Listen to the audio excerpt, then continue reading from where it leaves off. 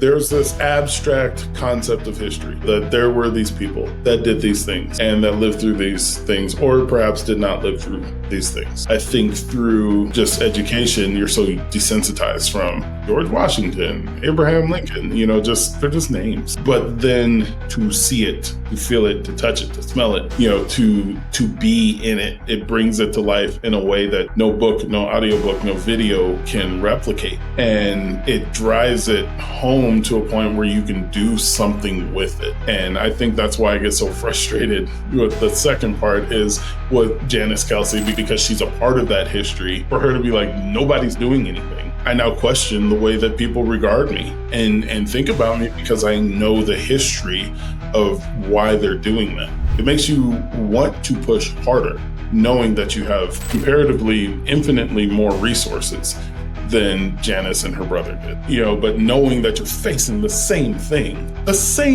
I'm like, it's just their grandkids, but it's the same thing, and just like, okay, so what can I do with more? I should be doing more.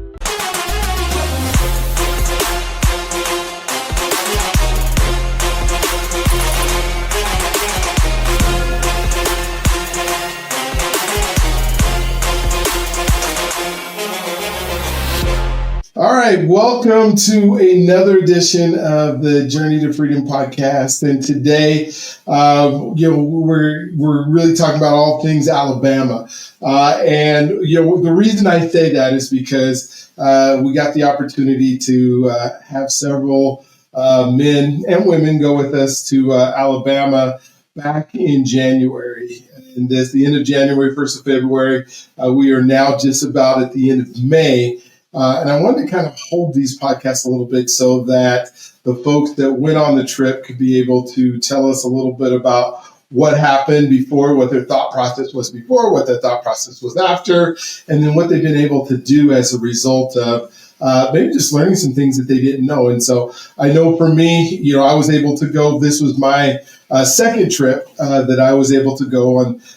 It's just been an amazing time, because when we think about the journey to freedom, and we think about being able to move forward, and whether folks were stuck or not, or whether folks were just going, I haven't had this experience, or for some people they have. I know, like we just got done with Josh. I was telling Kelyn that we just got done with Josh and Josh Mays and Jason Tucker. And both of them had not had a lot of experiences in the South, and what that was like. And I know for me, I'm a West Coast boy. The few times that I'd even been, maybe to Florida, to Disney World, or maybe at track meets that were in Arkansas, that kind of stuff. I know I went to Georgia back in the 90s when the Olympics and stuff were there. But other than that, not spent a lot of my time of my life in the South, and kind of understanding. Read a lot of books and. Just ties, Frederick Douglass did this, or Harriet Tubman did this, but not realizing, and then just feeling the atmosphere in Alabama. And so what I've asked Kellen to do today, he went with us on the trip. He's since come back and just been trying to follow all the wonderful things that he's been doing, but really wanted to get some insights from him. And so I've asked him to tell his story up until we went on the trip, a little bit about his life, so you can kind of know who he is. And then we're going to, chop it up and talk about the trip and some of our experiences, what we've done. And so thank you for tuning in today. I hope this is, something. It was kind of nice. We had Grand Design Inc. had helped sponsor us and did some stuff to help us get there. So appreciate to them here in the Aurora area that allowed us to go, but just wanted to, I wanted to acknowledge them, but at the same time, be able to talk about what we're doing in our community here, at least in the Denver metro area. And so, Kelyn, thank you for being on today. I can't wait to spend more time with you as we continue to move forward, and maybe take our wives back at a certain time or do something. But maybe you can just kind of start with your story and we'll just go from there. I appreciate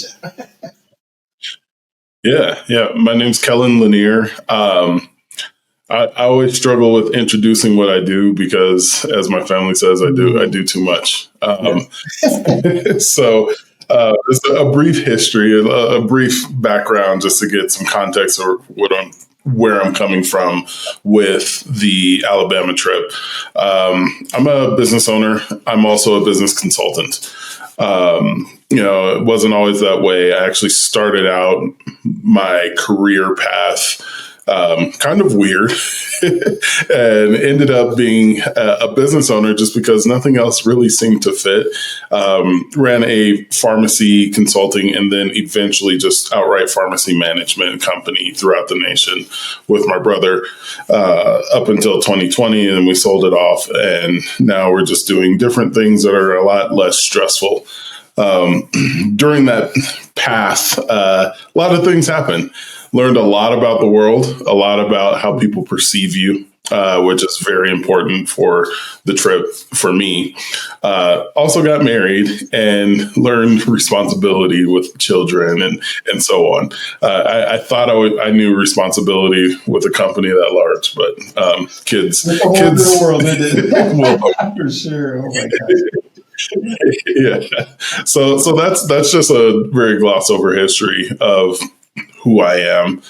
And then got into the journey to freedom. Before you jump there, where did you grow up? Okay. Oh, I grew up here in Colorado. So you're born and raised. Yeah, where'd you go to high school? Yeah. I went to Grandview High School. High School, Southeast Aurora, and graduated and had all these things. And so your family makeup, maybe kind of talk about that just a little bit as to kind of give some context background, and then we'll jump into Journey to Freedom. Just so yeah. Okay.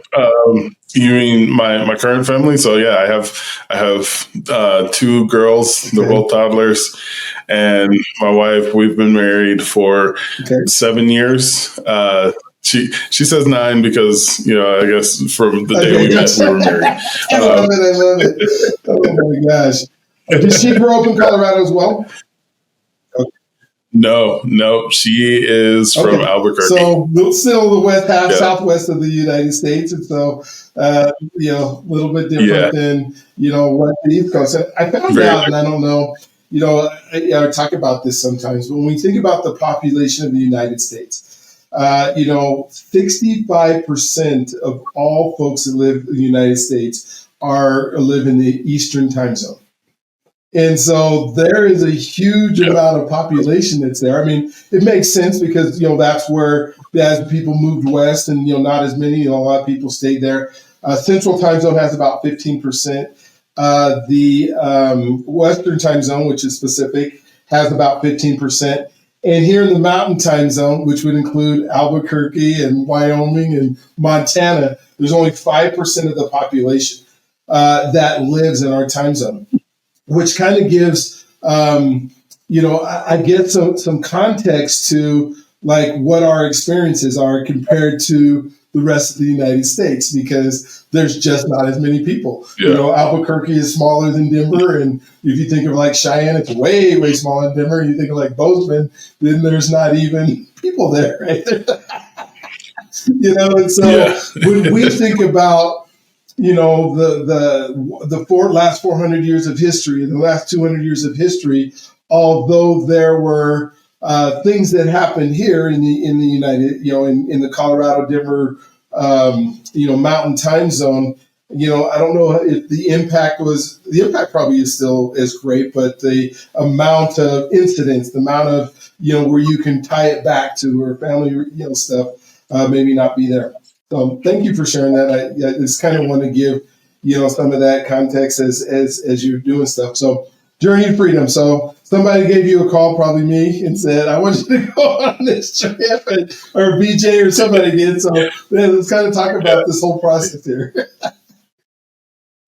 Yeah. So I guess a little bit more context. So I had really in the recent years been getting into politics and just wanting to understand what's happening at the local level, just because things didn't seem right, and they're not right, but not, just hiding your head in the sand didn't do anything. So my friend BJ was just like, hey, this is something you're into. I'm not really into that, but you might want to check out this trip.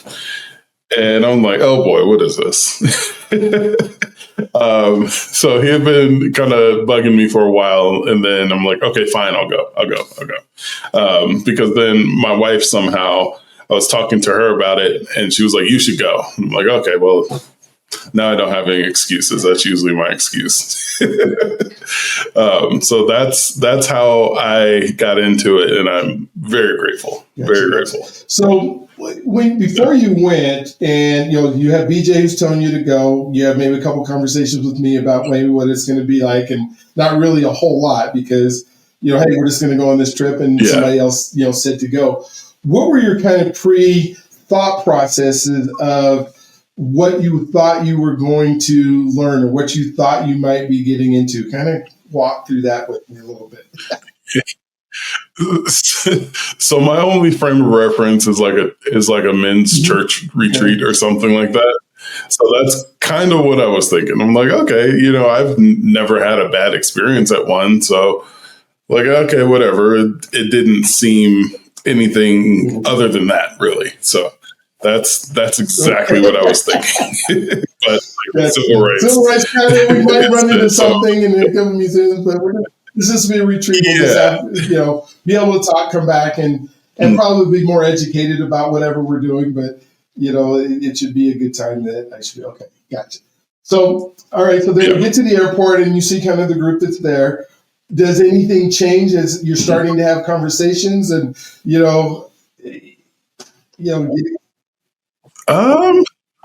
Not really. Not at the airport. I had to expect that there were going to be other people. I guess the biggest question I had was like, okay, did they book a whole bunch of different flights? Or that would seem kind of not logical. So I was just like, I wonder who's going to be here. So we get there. Our first encounter with the South in the Shuttleworth Airport is a barbecue machine that is down we're all standing around a machine or a vending machine that has barbecue and just scratching our heads going, what are we doing here? Because I've never seen in my life, I've never seen a vending machine that puts out, actually cooks the meat, or I wasn't sure how it worked. Maybe just warmed it up after it was already cooked. And we're thinking how long can it be in here and how long can it go? But beginning the process of relationships and, and kind of fill out the people that were there. Any thoughts in the airport portion of it, or Well, I learned that BJ does not like to fly. Okay. That was new for as long as I've known him. I was like, oh, okay, yeah, you're really, but yeah, you're right. It was a lot of relationship building in unconventional ways. So trying to keep his mind off of thinking that, everything was going to go down in flames. And that landing was really rough. That landing was special. But, the barbecue machine, I think, was like the beginning of all the relationship building, because everybody was like, who's going to go first? Who's going to get what? How does this thing work? Maybe we shouldn't all get something here just in case. Oh my gosh. It really kind of was. It was kind of where we decided that we liked each other, or that we could, because it was something that was, to me, just this out of, order thing that's just stuck here. But we all were able to have common ground around. We all knew what barbecue tastes like. We all started talking about our likes and dislikes around barbecue. So it kind of made this common ground around who we were, and be able to talk about something that's all of us had an experience with. Whether it was thinking about a McRib at McDonald's is going to come out like that, or, Texas barbecue or Southern barbecue or Missouri barbecue. It was just, I don't think we have those conversations if we don't look at a barbecue vending machine. And that's why it's funny that I bring that up, because, you would think, well, why would you even talk about that? But it was the beginning of, I think, a relationship. There's 27 of us on the trip. And by that time, I believe, the folks that came from California we hadn't met them yet. It was just the folks that had been there. No. Cool. So we get to the hotel and we kind of start our first meeting. We have Jeff Campbell, the Emancipation Theater guy, who is a theater guy who is going to teach us about story. Kind of walk us through, or maybe, some of your thought process as we begin to think about story and why we're there. Yeah, I think that still threw me off because I'm like, oh yeah, it is like a church retreat and we're doing all these icebreakers and everything. And it was cool. I really like Jeff. And I think I said this then. I'm like, okay, this part that we're talking about now is vastly different from everything else. But now I understand why we did that. Gotcha. Yeah, but it was an interesting experience. It was deepening those conversations with other people because we just kind of I didn't know people were coming from California, and we just saw some people in the hotel lobby, and they're like, "Oh, you're the Colorado people." And a couple from Atlanta, from Atlanta came, and so we had a lady from Montana. Yeah. And so it was a different, a little bit all over the country, and we didn't know each other. That was I think that was the biggest, hey, we're going to have this time where, because we are going to go through some experiences together and we want to have a little bit of that relationship built where we can withstand, some of the things that happen. All right. So get through then the next day we get the tour. So we got Clay, I can't remember his last name, but Clay tours. Yeah, and Red Clay Tours, and this is a white gentleman who is going to teach us about civil rights in the South. Maybe walk us through that portion of this part. That was very interesting. I wonder what the experience was like for people that weren't on that bus and were on the other one, because just seeing him. Yeah, his dad. From how he dressed to how he talked, it was just, it was unique. It was an experience, and I was just like, "Who is this guy?" And what kind of tour are we going on? Like, are we? It's kind of gave me some what do you call it? Magic School Bus vibes for a second there, and then went a completely different direction. Yeah, he was very interesting just to see the effect of learning history. And when I look at it, it's kind of more foreshadowing. That's looking at how he responded to learning so much and turning that into a business where he had to relive that history day after day after day. And he had this sense of humor, but it wasn't humor. I don't know how to describe that, where people would try to vibe with him and tell a joke, and he's like, "This is not funny." And then it would be something that was situationally funny that he would say, but then you didn't want to laugh. He's going to come back with and how he interpreted history. From his viewpoint, from growing up there and from, his dad and, the mixture just, I've been on a couple of tours with him now, kind of handpicked some people to be on that bus that I think would be receptive to, his just darkness, like the were palpable, or just, you could feel the atmosphere when Clay was speaking. And, the places that we went, whether we were at the, 16th Street Church, or we were, at Shuttleworth's house that was bombed, and trying to decide, is this something that he thinks is, humorous, or is this something that we can't? I don't know how to have a relationship with him, because to think that he's done 1,000 of those tours, over 1,000 of those tours, and said this same story over and over again. How does he move out of that to where we're at in life now? Did you feel, as we were going through that tour, that we had gone back in time, 50 or 60 years, or did you feel like we were in 2025 just living in a different part of the country? I don't know. I don't feel like we went back in time. And I think that's because of Clay. Because you could constantly see the effect of time. How he was dressed and how he was acting originally, I thought he was just playing like a periodic piece, sort of. But to see that, yeah, this repetition has really, really gotten to him.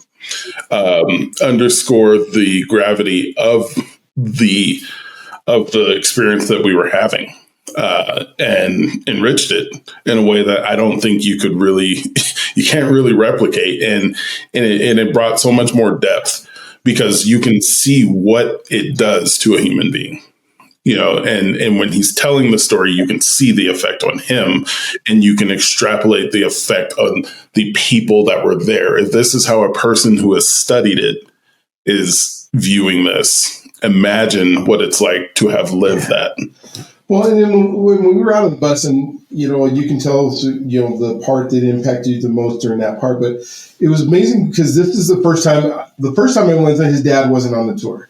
So I was really looking forward to seeing how his dad was trying to tell some of the same stories, because I don't think his dad is as impacted. But to hear his dad say, I grew up 25 miles from where we're standing, and to say that he had very rarely interacted with any Black folks his whole life until Clay started doing this.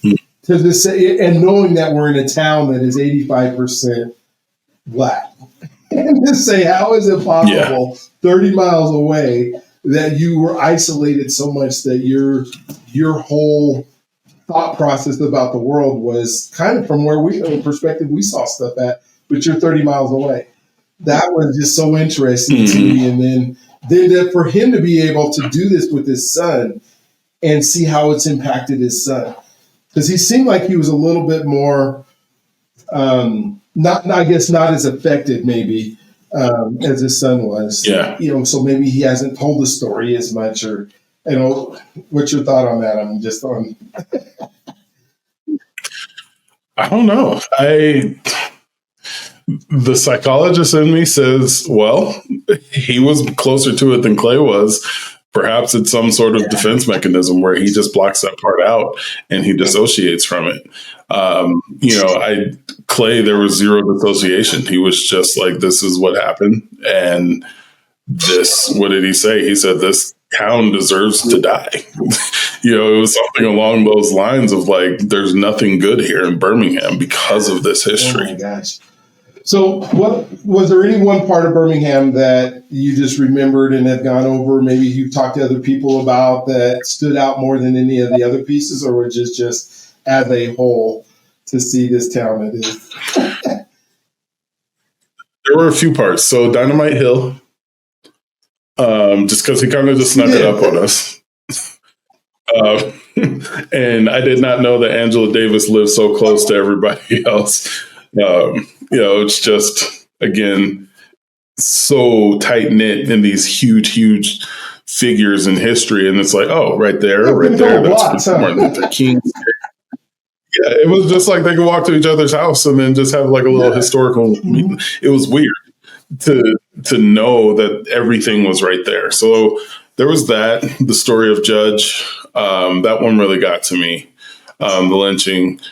And then the statue in the park, what was it, West Park or East Park? One of them. The book, the little book that the little girl had.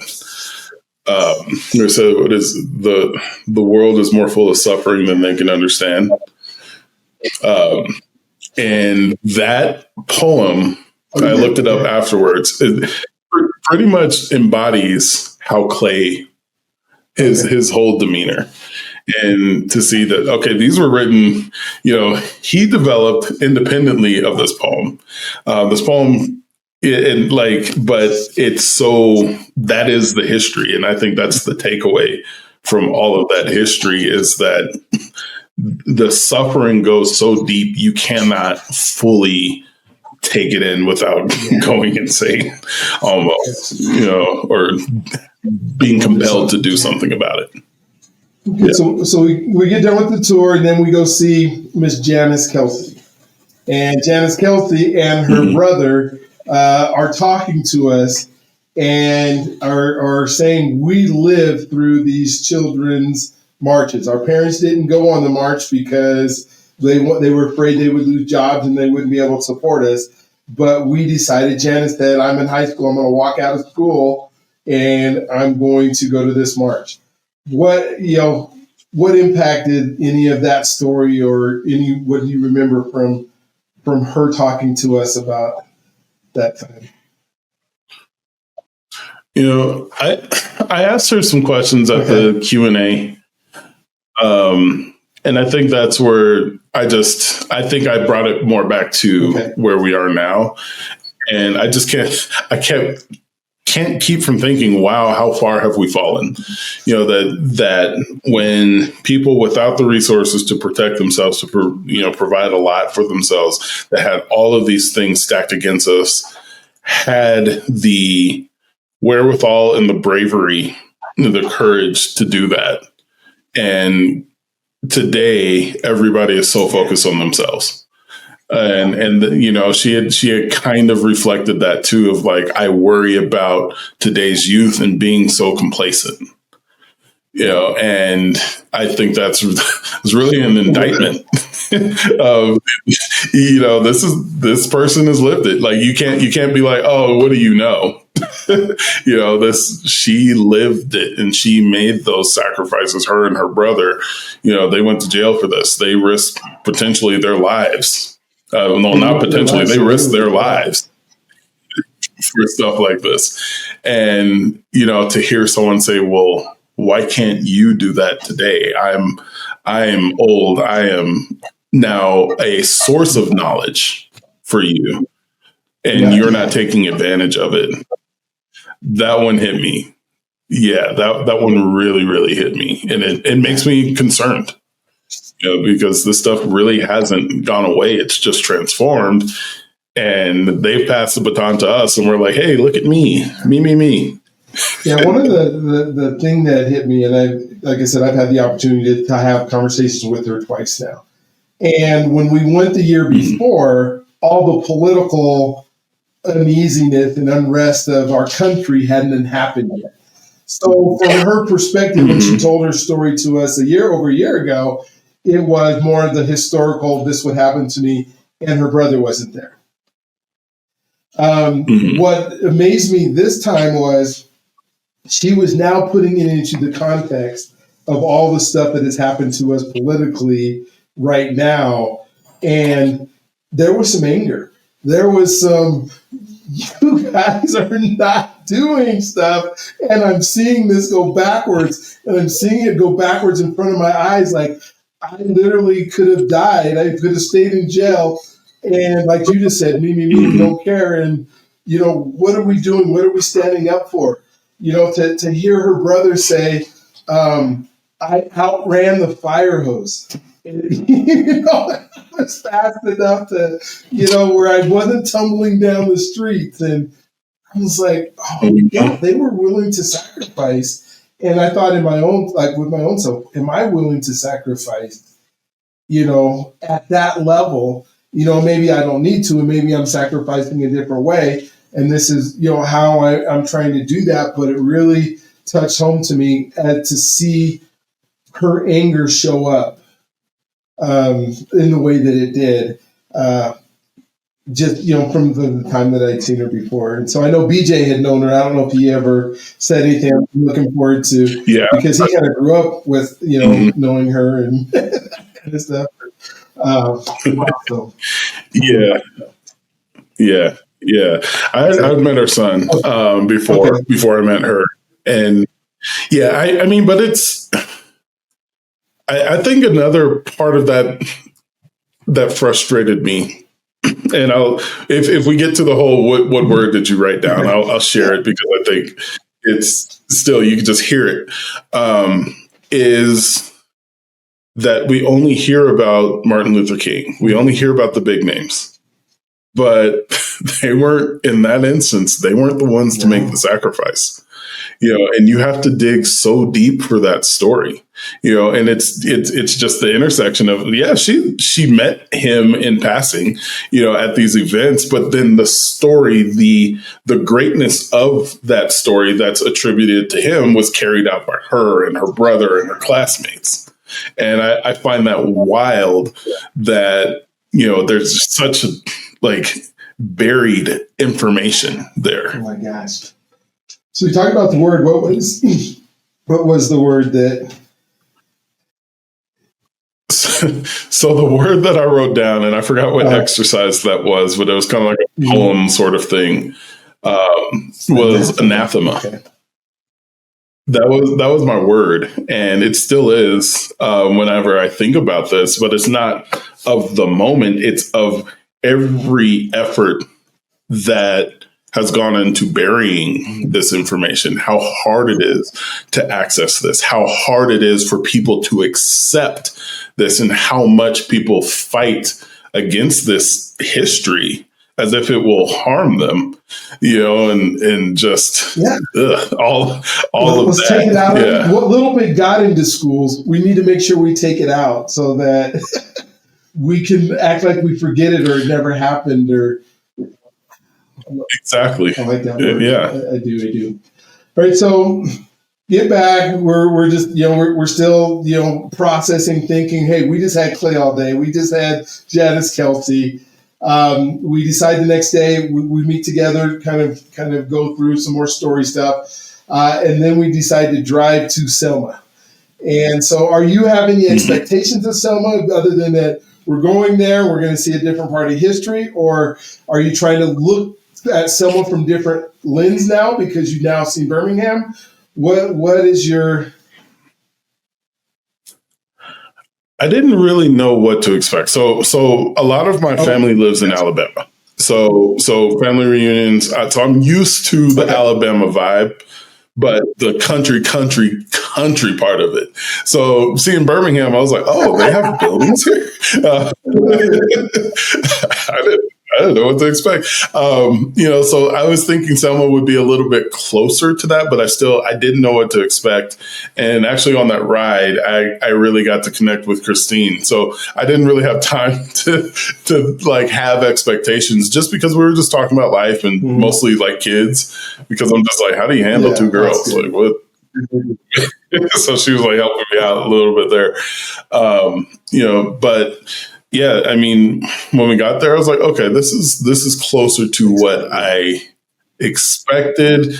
I don't know how I felt about the bridge still. Gotcha. No, I mean, it's I think you just turn back to the movie Selma and to realize all that happened on this bridge that literally only takes 10 minutes to walk over. I mean, it's not, it's just a bridge like any other bridge in the country, except for the historical context, and as I've watched Selma several times now and watching it after I've been on the bridge. So the first time I watched it before I got to the bridge, and then I'm trying to remember stuff. Now I've walked on the bridge, stood on the bridge, and I'm now watched the movie again. And then seeing, and I don't know how historically correct the movie is like what part of the bridge they were actually kneeling on, or when they walk back out, and at the other end of the bridge where the Army and everybody else, National Guard folks were at, and then trying to get past it, and then that walk back to the AME church where they started the march from to get to the bridge. It just the bridge doesn't mean a lot until you're kind of putting yourself where the thing, other than for me, the big thing about the bridge is why can't we change the name of the bridge? Why do we have to keep calling it the Pettus Bridge? Well, the historical society of Alabama has decided that, this man or this figure in history is more important than what happened there. And everything was named Pettus there. I mean, it was like, it was his town, anything so we walk from the bridge to the AME church, and then we're kind of sitting on the steps at the AME church and just kind of talking around there. Did anything, thoughts come to your mind, or anything as we're at the church, or?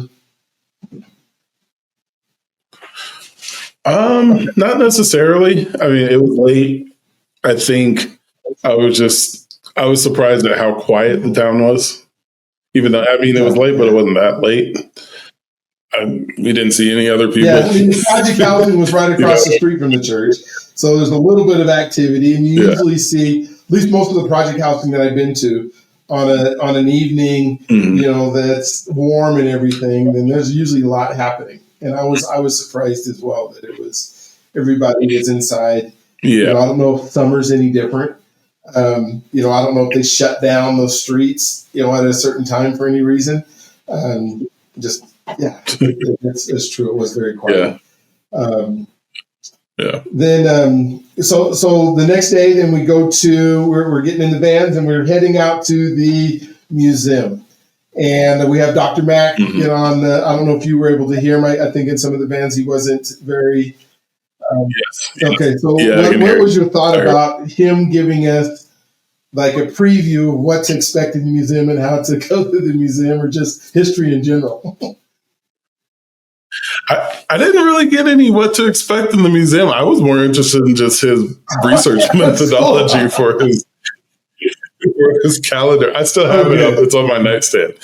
So I looked through it and I'm just like, wow, this is, again, history that someone had to dig and dig and dig for this, and refine it over years. And I'm just like, wow, this seems like stuff that you should just have readily available. Why is it all hidden? Why is it that his calendar, after he does all the digging, is what now Google uses for all these figures? Because nobody else was willing to do that research. And for him to find a person that has a significance on every single day, knowing that he had to find 1,000 people to get 365 days that something significant about their life is on that day in history. Just, and for him, I mean, he's got to relive it kind of like Clay did, every day as he's writing about these people, because, we think the great stuff about him, but he's got to learn all the other stuff that happened to him in order for him to put that calendar together. Oh my gosh. Yeah. Okay. So then now we get to the museum. And so have you researched or known anything about the museum at this point? So you have no clue what to expect whatsoever we go to the Equal Justice Museum. I had no idea. We got there and the politics head in me was like, ooh, look, how close is the Capitol, the state Capitol? Because that's like one of my goals. If I'm in a state Capitol, I want to see their Capitol building. So that's where I was. I'm like, okay, hey, it's right there. And then Scott was like, hey, maybe we can go see it. So that's where I was. And then I was like, ooh, soul food.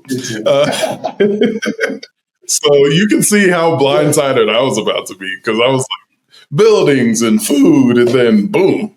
And I was just like, why are these people so uptight? And this, like the people working there, I'm like, okay, I get it. It's a museum, but it's like that threshold. Like once you get to that counter, it just like the whole vibe changes. Like over here, it's fun and food and it's sunny, and then it's just dark. And they were just real solemn. And I was like, that was my first warning. I was like, uh-oh. what's about to happen? And then you walk around that wall, and then that big ocean wall. I was like, no, I already know what this is about. Well, maybe just talk about a few of the things that impacted you in the museum. Oh, you said maybe two of them.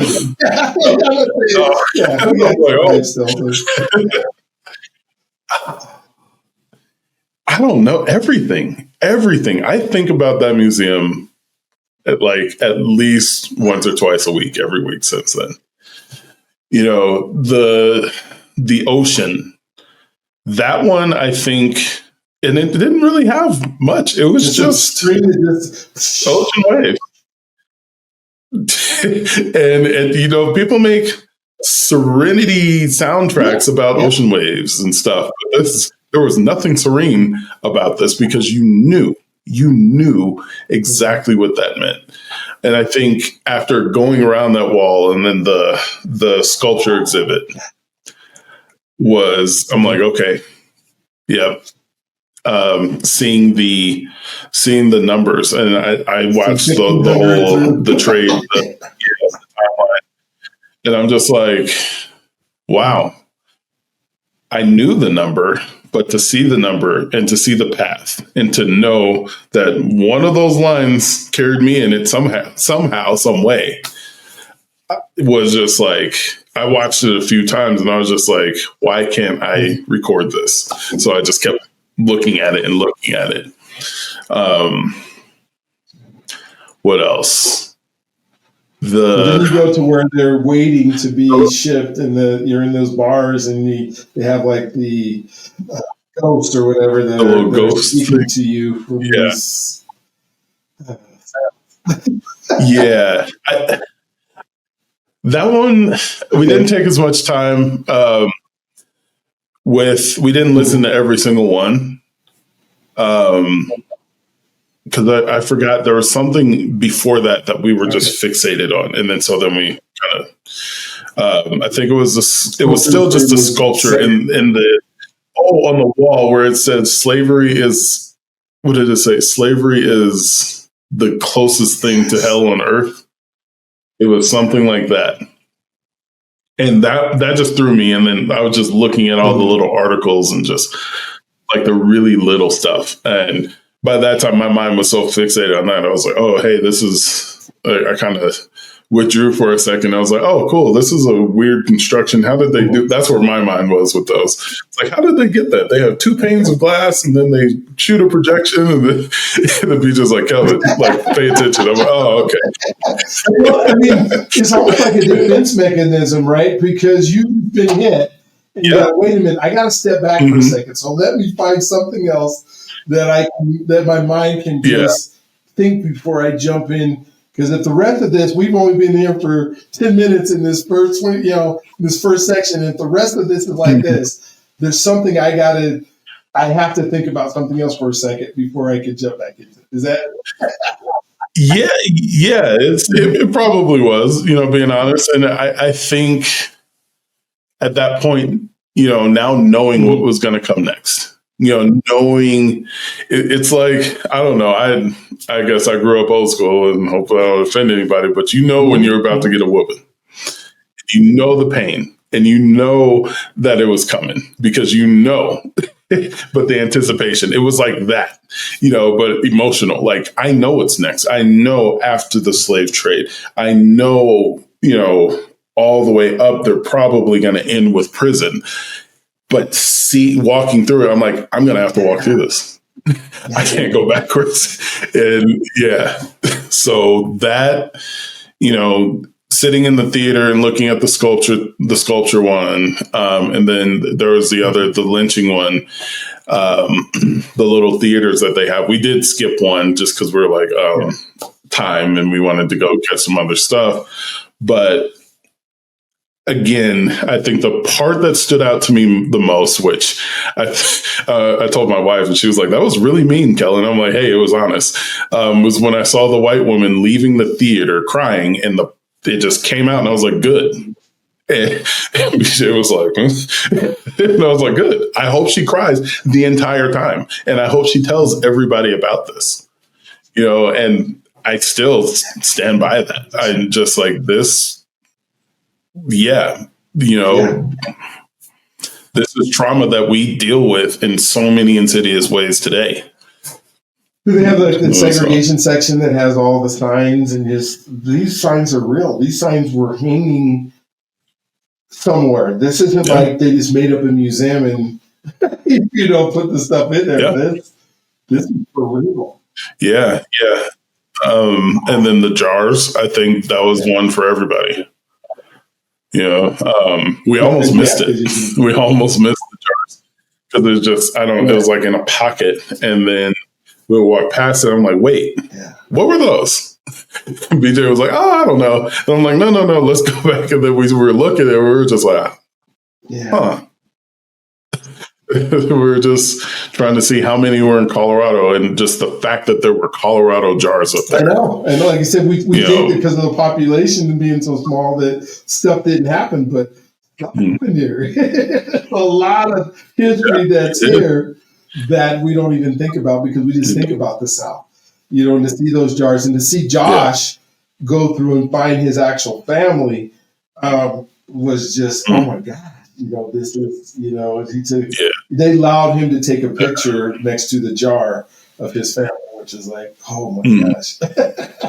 It was there. And then the voting section, right? Did you, when you think about, because you're now in politics and you're thinking about our right to vote and what, I really got to guess these jelly beans. That one really got me because Colorado, we're going through some of that actively. They're doing those same things now. And I testified in front of our House and Senate about this stuff. And I'm like, you guys are literally doing the same thing and you don't learn. You just keep doing destructive stuff. And, just seeing that. And that's exactly what was in my mind is these jars and how asinine it seems now, but they just change a few things, but it's the same thing. Well, and to think that the folks that are even at the polling place that are the poll workers, they couldn't have figured any of that out. They couldn't have answered any of those questions. How many dollars are in a bar of soap? It was just so blatant how they just would figure out any possible, like you said, which is happening now. How do we stop people from participating in our democratic process? It's just, oh my gosh. Yeah. And then you said, we get to the prison side, right? Now we're in to see, the mass incarceration. Did you listen to some of the stories from? I listened to two. At that point, I think my mind was just so blown. I'm just like, I know what this is about because this is something that's more tangible. Yeah. And I'm just like, I can't sit here and listen to every single one of these. I think by that point, I was just like, I was so mad at that lady.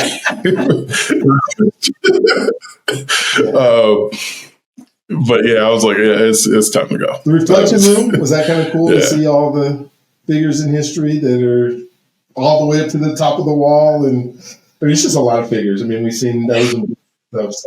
Yeah, by that point, I think I was just like, oh, now they're trying to make you feel better. But I was just like, but look at how it ended before they're like, hey, here's some art. Exactly. Here's some people who got through it, and let's remember the people. Yeah, it was just like, okay, we got millions here, and then we have a wall. Gotcha. Did you guys go over to the lynching pillar things that are hanging? We did not do the ceiling one. We did the sculpture park. I didn't know where that one was. I think it was inside, but we were. Oh, okay. Yeah, because we were looking, and I think we were both done. We're like, we'll come back another year or something because, but we did the sculpture park. That one, that was a hard one too, because I can't. That one brought me back. So we're talking about going back in history and seeing like the holding cells, and I'm like, as big as I am, I'm like. I couldn't imagine being in this little shack. I couldn't imagine doing all of these things. And and then the book and seeing every single one of my family names up there. I was just like, wow. And they were all like eye level. It wasn't like way up at the top. No problem finding it. Wow. Right here.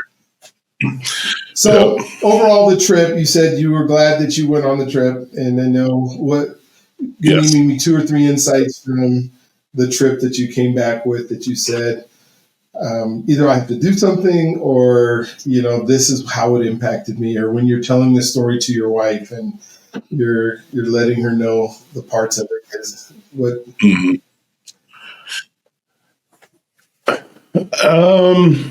It's really just history made tangible. I think that's there's this abstract concept of history, that there were these people that did these things and that lived through these things, or perhaps did not live through these things. And I think through just education, you're so desensitized from George Washington, Abraham Lincoln, they're just names. They're just things.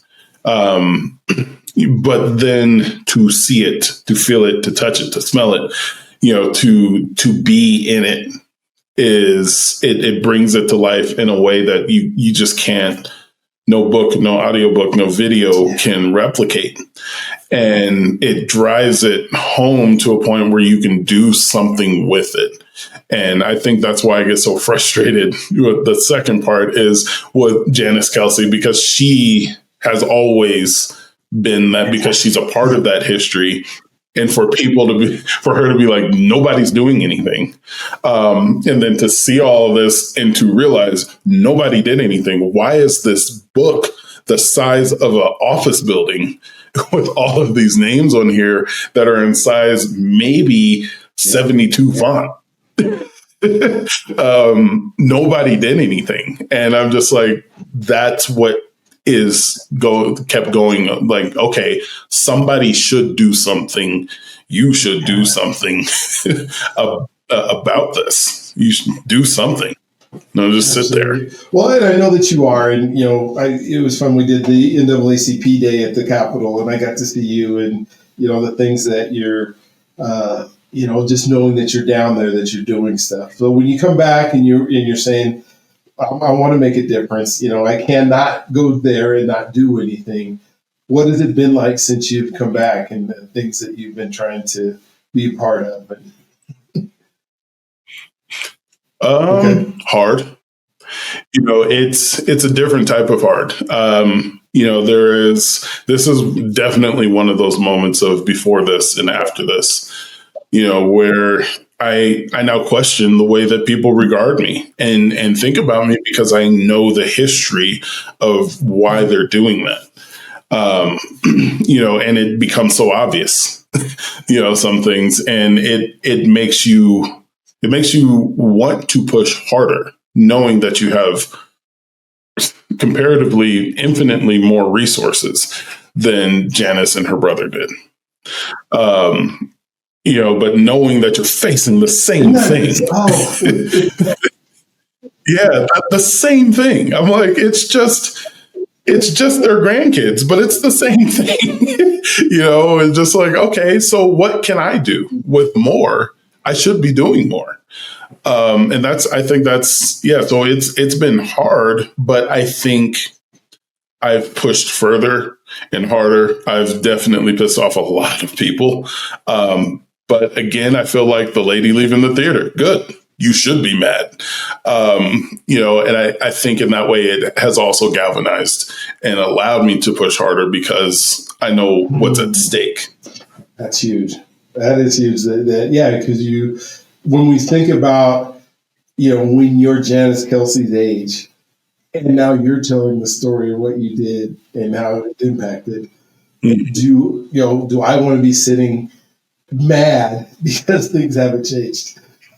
You don't, exactly. Right? You want to say, what can I do in my community? What can I do? And you can't do everything, but even that one little thing, like you're saying, you go to testify, and you're saying so because you're now embedded, and you may have been a little bit before, but just maybe in a different way. One of the things for me, like I went to the day and I had, just a shirt that just said NAACP on it. It didn't say anything else. It just said NAACP State Conference on it. And I get to go into the house, and there's somebody in the house that wants me to turn my shirt around and inside out, because I guess apparently they think the NAACP is a political statement and you can't have any political. And then to hear the story of last week, there were people that were wearing shirts about gun control, which is a political issue, and that they were okay. But the guy, that is wearing something that just, because NCAA is supposed to, nonpartisan, organization, mm-hmm. although, maybe fall on things that they're trying to get done that have to do with civil rights, is, no, you can't wear that in our state capital in Colorado. And to just go, we haven't. Wow. Yeah. They made you guys turn your shirts inside out? I was going to be in that room. Now, the other group was with Senator Coleman, and he went to the Senate. And they had the same shirt on, mm-hmm. and they even got to go up onto where up by the dais was, and then they got to take pictures up there with their shirts on in the Senate. It was the House that somebody in the House had an issue with it. And they went to security, and the security, and I'm like, So, obviously they didn't tell me who it was, because then that would be, I'll let, or I already know who it is. they can figure that out. Still. But yeah, just to be there and go, okay, where have we, where have we come to? Is there anything else that you're doing in the community, or ways that you're?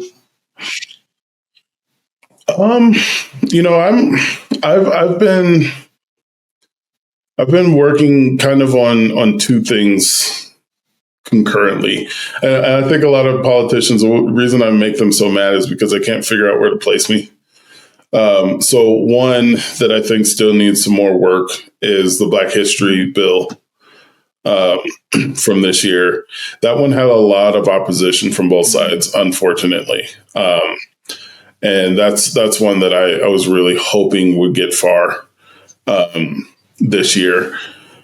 And that was just to have some standardized history for students that teachers can choose to draw from. It wasn't forcing them. And it was just, again, listening to that of Martin Luther King is enough. That was a real public statement by a representative in Colorado.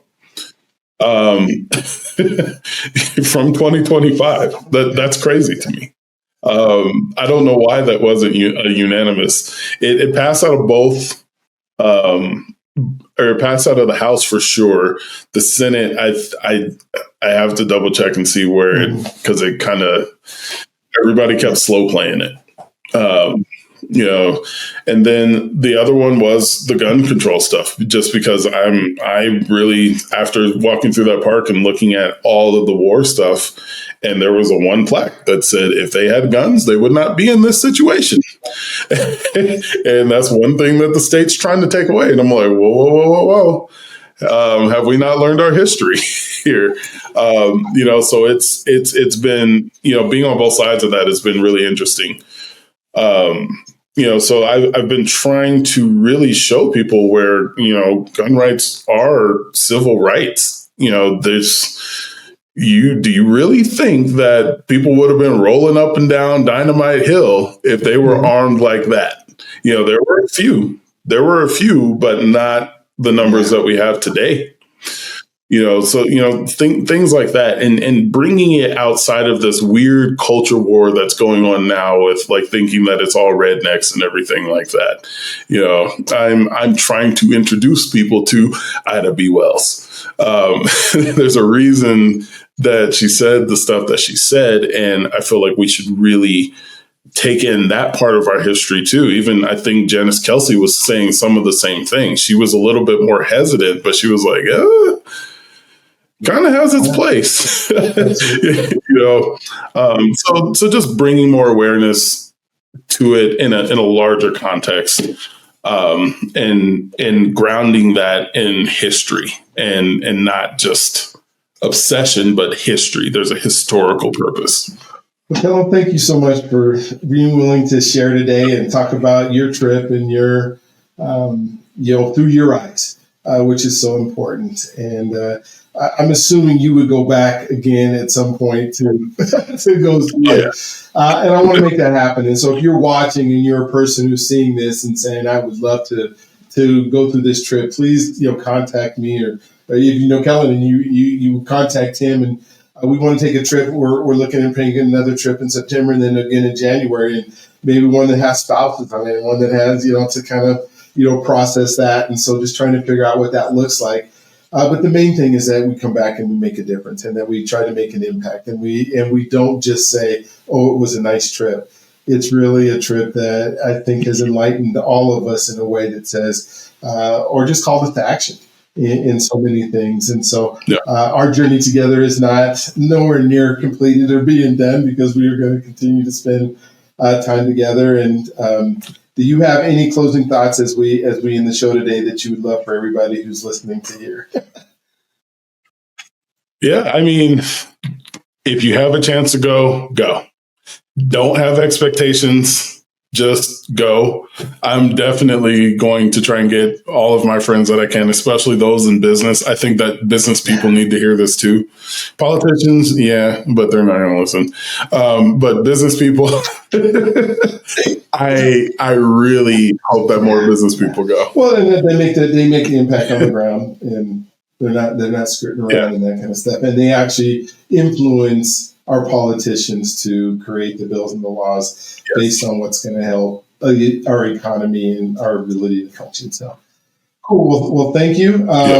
You guys, if you haven't subscribed yet, go ahead and subscribe, hit notifications, as we have just so much incredible content from people that are just like Kellen that we get to talk and tell their stories. So thank you for being part of the Alabama edition, and I look forward to having you guys look at more shows and then being on trips with you. So don't forget that you're God's greatest gift. He loves you if you allow him to, and then we'll talk to you on the next one.